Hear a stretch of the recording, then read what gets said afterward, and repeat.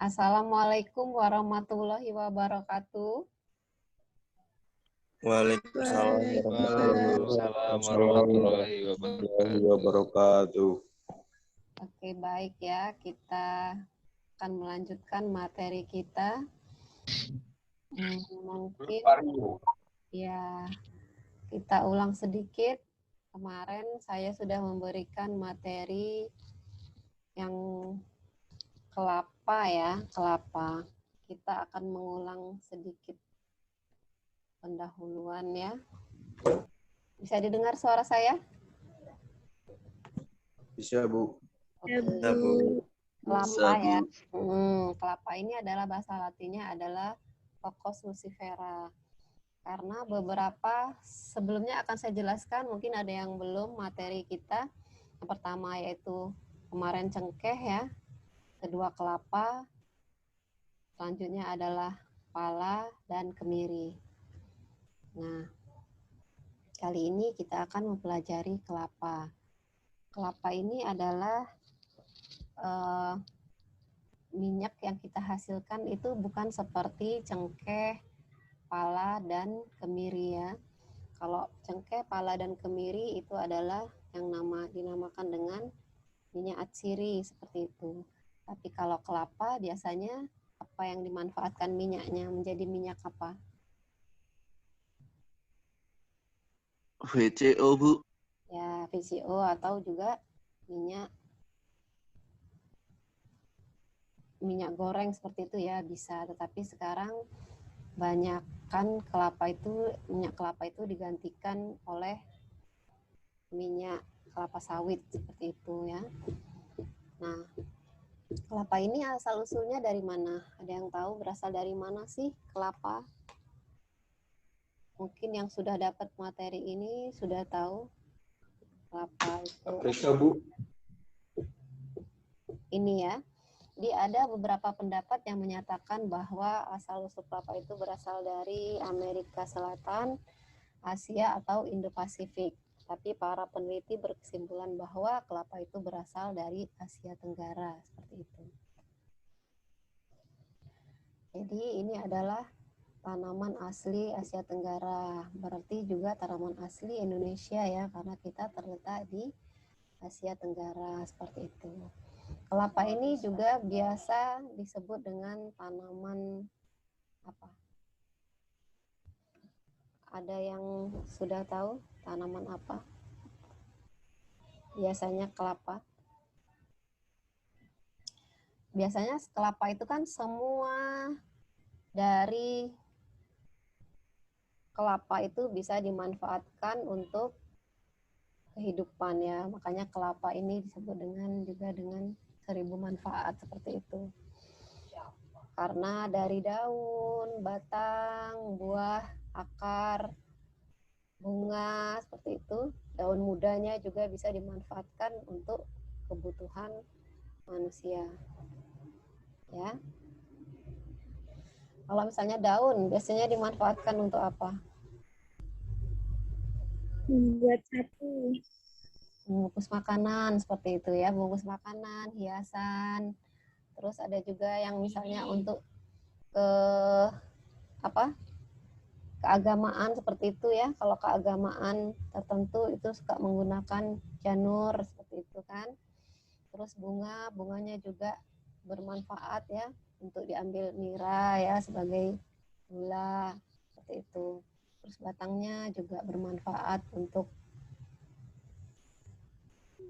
pembuatan jembatan seperti atau untuk hiasan seperti itu ya. Akarnya juga untuk hiasan. Ada lagi yang bisa menyebutkan apa manfaat dari tanaman kelapa ini?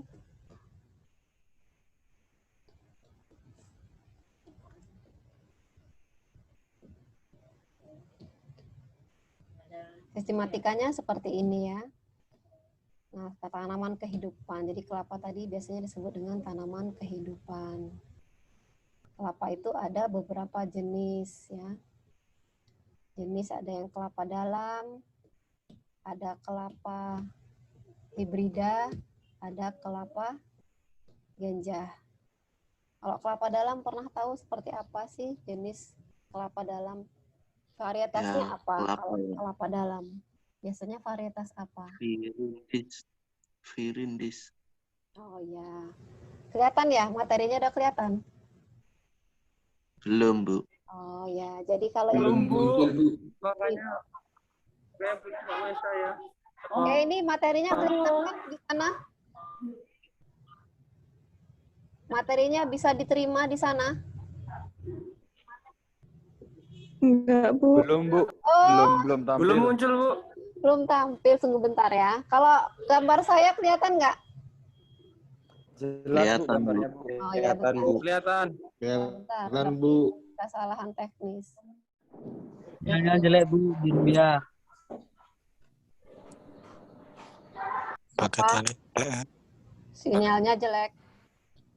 Kalau ada yang mau admit, kabarin ya, kasih tahu karena Udah kelihatan. ini tadi ya, ini kan asal usulnya berasal dari seperti ini nih ya. Udah bisa dilihat kan materinya sudah?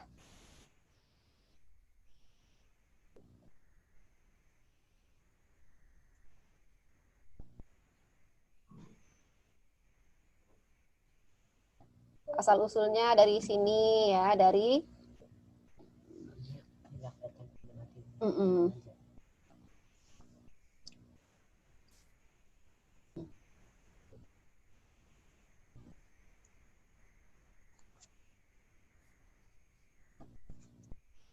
ya tadi itu ini ya. Tanaman kehidupan seperti itu. Terus ini tadi jenis-jenis kelapa, kelapa dalam. Kelapa dalam itu biasanya dia kelapa yang terdapat di, kalau kita lihat ciri-cirinya kelapa dalam ini, kelapanya yang pohonnya tinggi seperti itu. Dia akan berproduksi itu di atas umur 10 tahun ya. Biasanya kan kelapa kampung-kampung seperti itu kita melihat ya kelapa ini. Contohnya yaitu kelapa hijau. Kelapa hijau biasanya kan kalau kita degan-degan itu yang paling laris kan kelapa hijau ya. Terus kelapa merah atau yang coklat seperti itu. Seperti itu ya. Terus yang kedua contohnya tadi kelapa genjah ya. Kelapa genjah itu kelapa persilangan antara kelapa dalam dan kelapa hibrida seperti itu. Jadi dia lebih usianya itu berbuahnya lebih cepat dibandingkan kelapa dalam. Nah, contohnya itu kelapa gading, kelapa raja, kelapa puyuh seperti itu. Contohnya biasanya dibuat untuk hiasan ya, kelapa untuk hiasan. Tapi dia juga mengandung kadar minyaknya juga tinggi. Jadi di antara kelapa dalam dan kelapa genjah ini yang paling tinggi kadar minyaknya adalah kelapa dalam ya. Biasanya kan kalau kita buat minyak, dia dalam bentuk apa? Kelapa, daging kelapa itu diapain terlebih dahulu?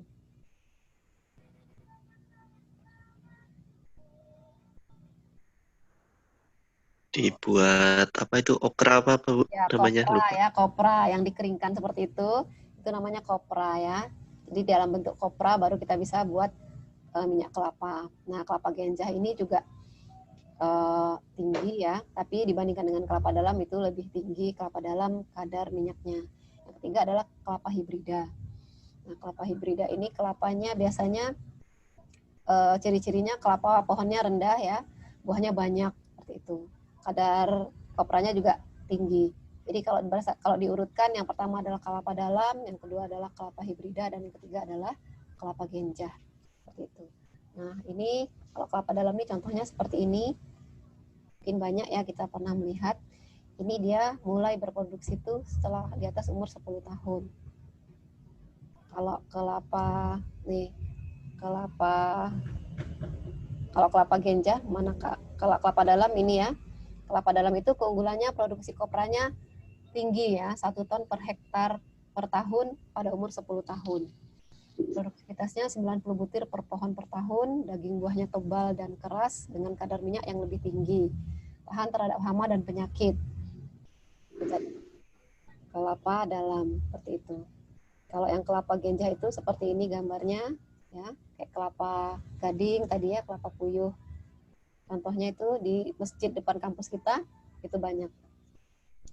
Nah, keunggulannya cepat berbuah dia, 3-4 tahun itu sudah berbuah. Sedangkan kelapa dalam itu produksi yang baik itu dicapai setelah dia berumur 10 tahun. Jadi kalau belum mencapai 10 tahun sudah berbuah, tetapi hasil atau kualitas kadar minyaknya atau kopra yang akan dihasilkan itu masih belum sebaik di atas umur 10 tahun. Seperti ini ya, habitusnya kecil, sehingga jumlah populasi per hektarnya besar ya. Jadi dia mungkin habitus kecil ini maksudnya kanopinya semuanya itu pohon, terus ukurannya itu lebih kecil dibandingkan dengan kelapa dalam yang besar, seperti itu ya. Dia peka terhadap keadaan lingkungan yang kurang baik, produksi kopranya lebih kecil, ukuran buah relatif kecil, buahnya lebat dan banyak, seperti itu. Yang ketiga, varietas hibrida tadi, keunggulannya lebih cepat berbuah 3-4 tahun. Produksi kopranya tinggi 6-7 ton per hektar per tahun, produktivitasnya 140 butir per pohon per tahun. Banyak ya, kalau yang dalam tadi kan hanya 90 butir. Jadi kan karena kelapa hibrida itu buahnya banyak, ya, dagingnya tebal, keras dan kandungan minyaknya tinggi. Jumlah tandannya lebih dari 12 tandan, berisi 10-12 butir kelapa. Kita bisa lihat gambarnya seperti ini. Ya. Morfologi tanaman kelapa, sistem perakaran kelapa itu adalah sistem perakaran serabut seperti ini ya. Akar, batang, daun, bunga, dan buah. Nah, kalau akar tadi sudah akar serabut, kalau batangnya juga seperti itu, daunnya seperti apa kalau kelapa? Daunnya majemuk, ya, pita dan majemuk kayak gini ya. Ini bunga kelapa, kalau biasanya kalau yang belum mekar disebut dengan apa? Bunga Manggar. kelapa. Ya, bunga kelapa yang salah, bunga kelapa yang belum pecah ini disebut dengan mayang. Kalau yang kayak gini ini manggar namanya ya. Kalau yang sudah pecah itu manggar. Tapi kalau yang masih tertutup, yang bisa diambil niranya itu disebut dengan mayang. Ya. Kalau kita mengambil nira kan itu masih dalam bentuk tertutup, dalam bentuk mayang seperti itu ya. Ini perkembangan buah kelapa. Perkembangan buah kelapa dari yang namanya apa? Yang paling kecil?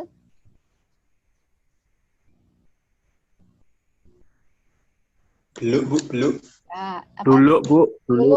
Belulu ya biasa. Tapi kalau biasa bahasa daerahnya belulu atau beluk seperti itu. Nah, jadi perkembangan buah ini sampai buahnya masak fisiologis itu membutuhkan waktu kurang lebih 1 tahun. Kalau kelapa dalam contohnya ya, kita ambil contoh kelapa dalam. Nah, jadi setelah terjadi pembuahan ya, penyerbukan, akan menjadi, tadi kita sebut tadi, yang ini tadi, nah nanti dia akan melanjutkan sampai umur 12 bulan.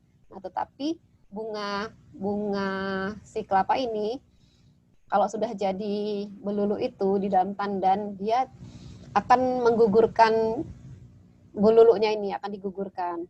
Karena dia tidak mampu untuk menopang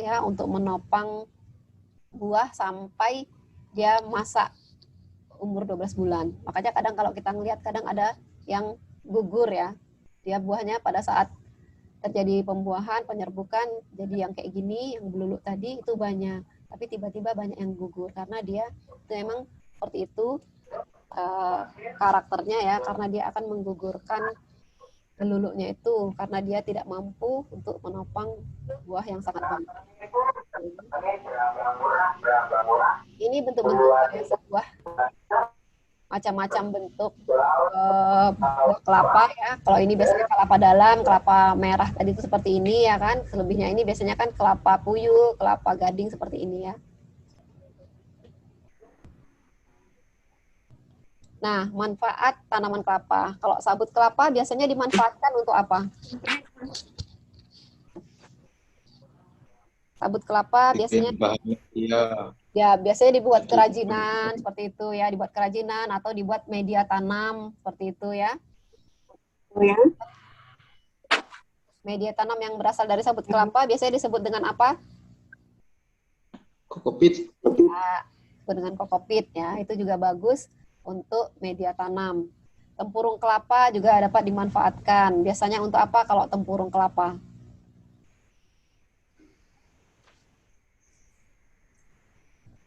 Buat masak, Bu. Buat masak, buat arang, buat kerajinan ya. Yang biasanya kan yang banyak bernilai ekonomi itu dibuat kerajinan, dibuat kalau misalnya merchandise itu ya yang kayak gayung dari tempurung atau sendok sama garpu yang untuk hiasan seperti itu, atau misalnya dibuat patung-patung binatang seperti itu ya. Nah, kalau daging buah kan sudah jelas ya, daging buahnya bisa dimanfaatkan untuk masak, misalnya untuk santan. Kalau misalnya kelapa muda juga bisa dimakan. Terus untuk minyak kelapa. Kalau air kelapa biasa dimanfaatkan untuk apa? Buka puasa, Bu. Iya, karena ya betul, boleh ya. Air kelapa muda itu biasanya kaya akan apa? Kaya akan mineral ya, mineral kayak isotonik seperti itu, menggantikan mineral-mineral yang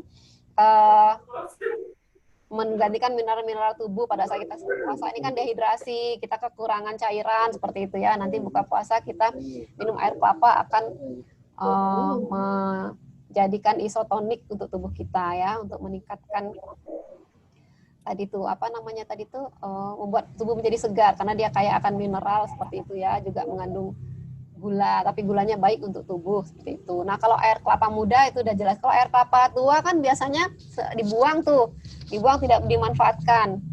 Nah, itu biasanya diapain? Dibuat nata de coco seperti itu ya, dibuat nata de coco ya. Terus batang juga bisa dimanfaatkan untuk hiasan, untuk jembatan seperti itu, untuk tiang.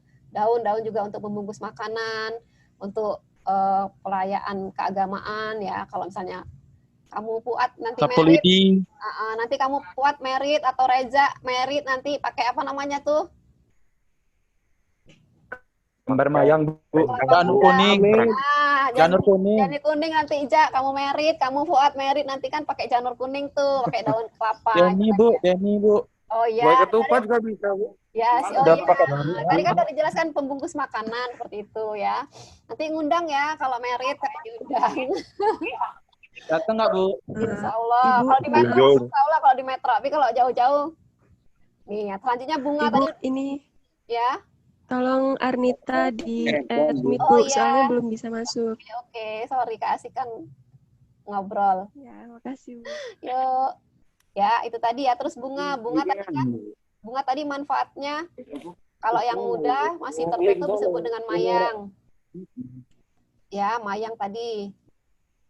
Dimanfaatkan miras seperti itu ya. Nah, yang paling sekarang ini yang paling minyak kelapa kan banyak yang sudah ditinggalkan ya, beralih ke minyak kelapa sawit. Minyak kelapa itu sebenarnya juga baik ya, mengandung lemak, tak jenuh ya sebenarnya. Tapi kan untuk diet. Ya, untuk diet karena minyak kelapa itu mungkin cara industri kan lama ya, butuh waktu yang lama, cepat kelapa sawit seperti itu karena makanya sekarang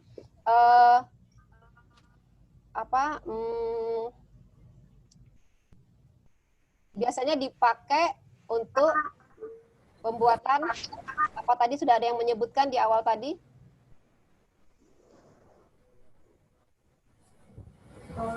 Buat skincare, Bu. Ya, perawatan kulit. Buat namanya virgin coconut oil ya, seperti ini. Nah, ya kita lihat proses pembuatan virgin coconut oil karena dia sekarang nih lebih bernilai ekonomis ya dibandingkan dengan minyak kelapa karena banyak sekali manfaat. Minyak virgin coconut oil itu kandungannya apa? Dia mengandung apa sehingga bermanfaat untuk tubuh? Ada yang tahu kandungan VCO itu apa?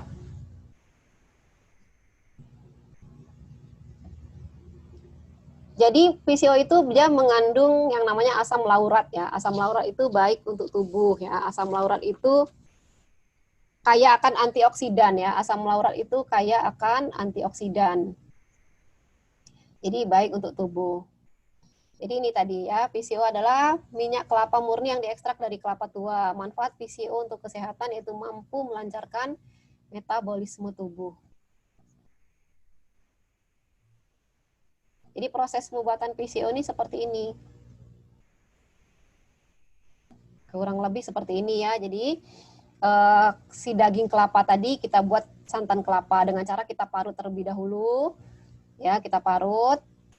Setelah kita parut, kita buat kita mendapatkan santan ya kan nih, pembuatan santan seperti ini tahapan-tahapan pembuatan VCO dengan cara spontan ini ya. Karena kan ada beberapa yang menggunakan fermentasi, banyak metode ya. Kita nih contohnya yaitu pembuatan santan dengan pembuatan VCO dengan cara spontan ya. Perbandingan kelapanya seperti ini. Perbandingan kelapa dan air 2,5 butir kelapa diberi air matang 1,5 liter. Terus kelapa itu diparut secara manual atau menggunakan mesin parutan, diperas sampai menghasilkan santan. Lalu siapkan wadah atau toples transparan dan tutup bagian atasnya. Seperti ini tahapan-tahapannya atau proses-prosesnya ya. Cara parut kelapa. Nah, biarkan santan lebih kurang 1 jam. Jadi sudah diperes tadi, kita biarkan kurang lebih 1 jam sampai terbentuk 2 lapisan. Yaitu lapisan atas berupa krim dan lapisan bawah berupa air. Jadi kalau yang remaja, yang cewek-cewek nih yang masih sui, kalau misalnya masak santan gitu ya, pasti kalau kita diamkan dia akan terpisah antara air dan krim ya kan. Nah setelah itu kita pisahkan krim dari air untuk proses pembuatan VCO. Nah seperti ini nih nanti. Nah nanti seperti ini. Ada yang sudah pernah bikin? Ada yang sudah pernah buat VCO? Belum, Bu. Oh, seperti ini ya. Tunggu sebentar ya, bentar.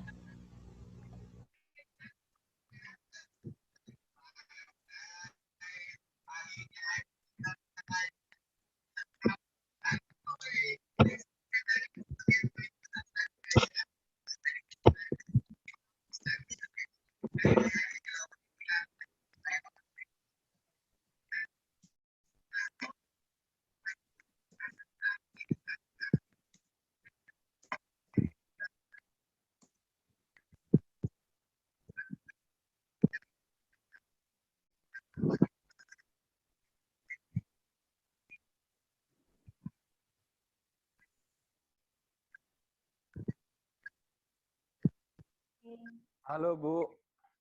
Izin bertanya, Bu.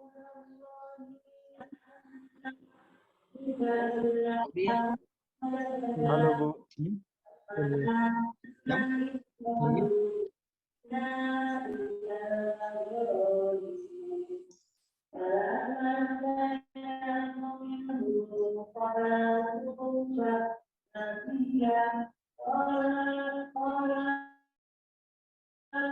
Itu emak siapa itu yang lagi ngaji itu di anu dulu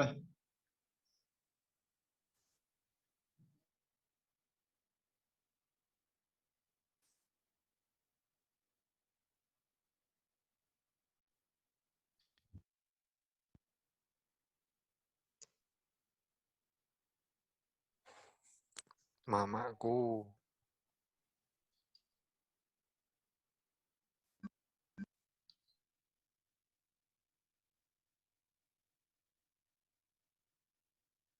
Kemana ini Bu?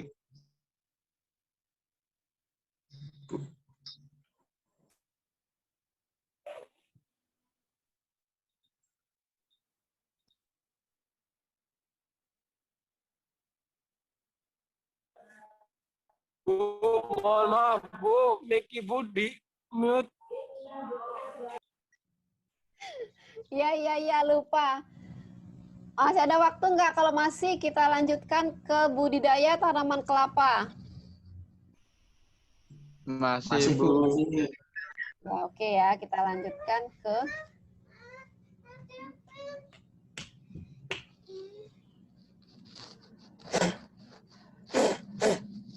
lah. Kemasan rambut paling itu matang.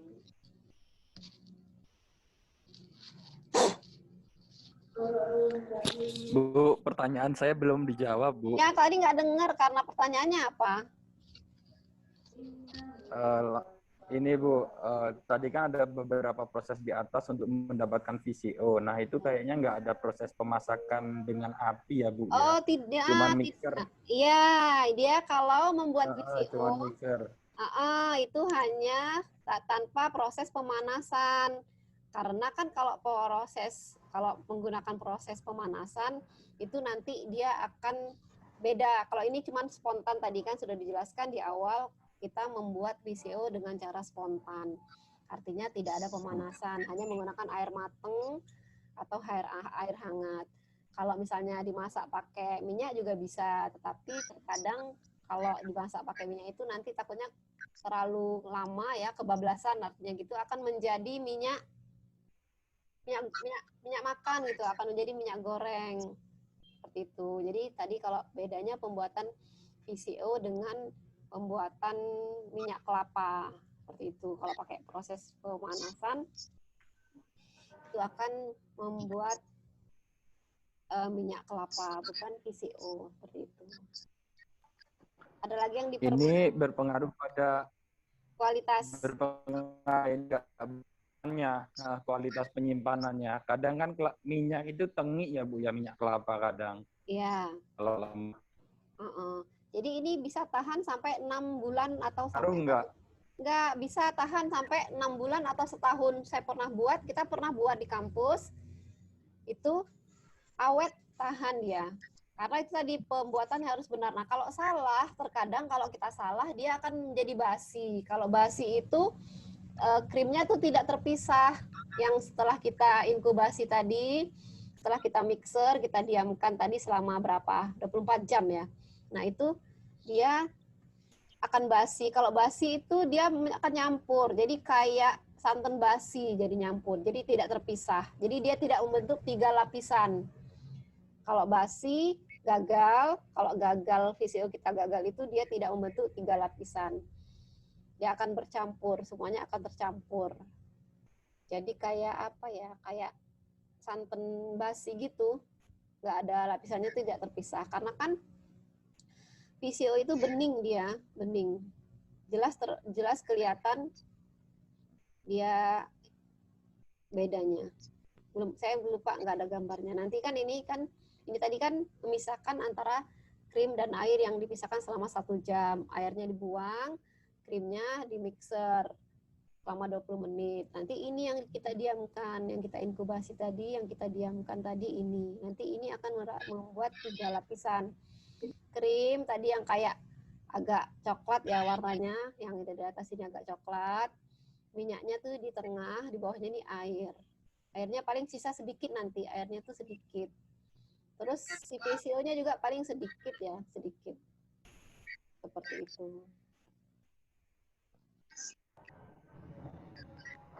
Ada lagi pertanyaan? Bu, saya lagi Bu, maaf sekali Nggak lagi. apa-apa.